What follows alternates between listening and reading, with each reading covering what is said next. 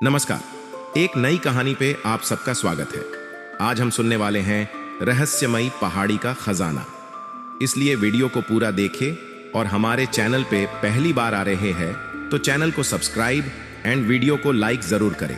और हाँ, अपने हमारे पहले वाले कहानियां नहीं सुना तो आप लोग चैनल पे विजिट करके कहानियां देख सकते हैं। चलिए आज की कहानी शुरू करते हैं। कहानी शुरू होती है एक छोटे से गांव शांतिनगर से, जो एक ऊंची पहाड़ी के नीचे बसा हुआ था।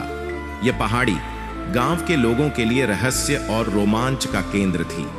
कहते हैं कि इस पहाड़ी के शिखर पर एक प्राचीन खजाना छिपा हुआ है, जिसे खोजने का प्रयास कई बार हुआ, लेकिन कोई सफल नहीं हुआ। गांव के बच्चे अक्सर इस पहाड़ी की कहानियां सुनते सुनते बड़े होते थे।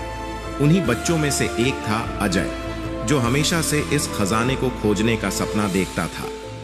अजय का जन्म एक साधारण किसान परिवार में हुआ था।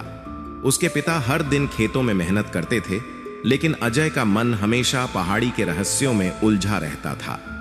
एक दिन अजय ने ठान लिया कि वह पहाड़ी पर चढ़कर उस खजाने को खोजेगा, जिसके बारे में उसने बचपन से सुन रखा था। उसने अपने दोस्तों को भी अपने साथ चलने के लिए मना लिया।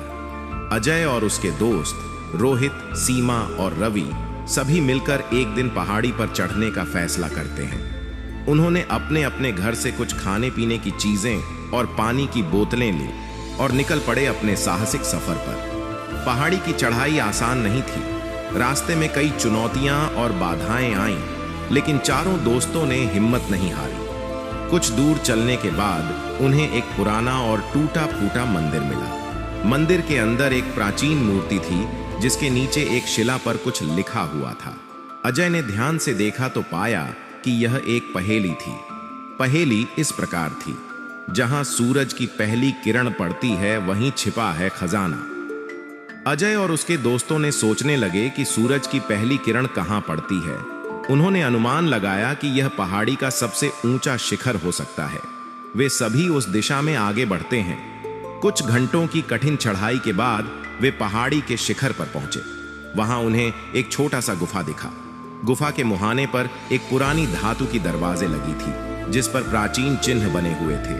अजय और उसके दोस्तों ने मिलकर दरवाजा खोला। अंदर घुसते ही उनकी आंखें चौंधिया गईं। गुफा के अंदर चारों ओर सोने चांदी के बर्तन, गहने और अन्य बहुमूल्य वस्तुएं बिखरी पड़ी थीं। उनकी खुशी का ठिकाना नहीं रहा। उन्होंने समझ लिया कि यही वह खजाना है जिसके बारे में गांव के बुजुर्ग कहानियां सुनाते थे। लेकिन खजाना खोजने के साथ ही उनके सामने एक नई चुनौती खड़ी हो गई। गुफा के अंदर एक पुराना और जर्जर पुल था, जो दो चट्टानों को जोड़ता था। पुल के नीचे एक गहरी खाई थी।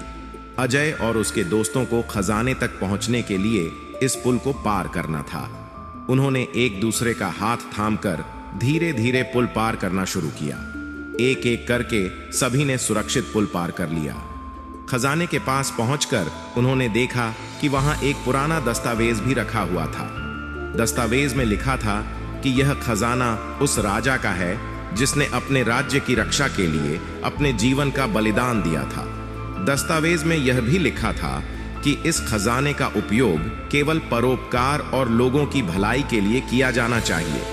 अजय और उसके दोस्तों ने फैसला किया कि वे इस खजाने को गांव के विकास और गरीबों की मदद के लिए इस्तेमाल करेंगे। वे खजाने को लेकर गांव लौटे और वहां के बुजुर्गों को सारी कहानी सुनाई। गांव के सभी लोग उनके इस साहसिक कदम की सराहना करने लगे। अजय और उसके दोस्तों ने उस खजाने से गांव में एक स्कूल, अस्पताल और पुस्तकालय बनवाया।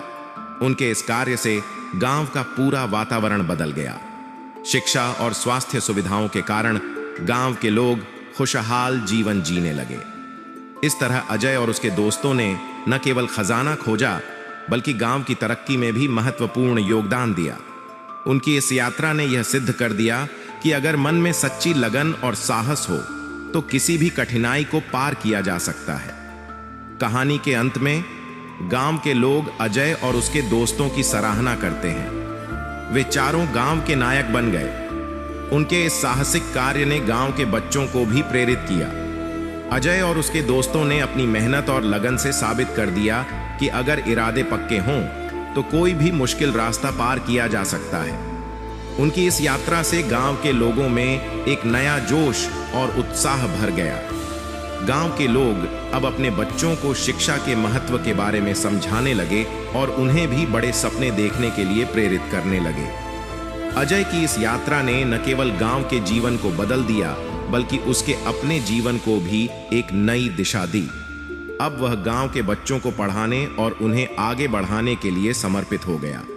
उसने यह ठान लिया कि वह अपने ज्ञान और अनुभव को आने वाली पीढ़ियों तक पहुंचाएगा। उसकी यह सोच और मेहनत ने गांव के भविष्य को उज्जवल बना दिया।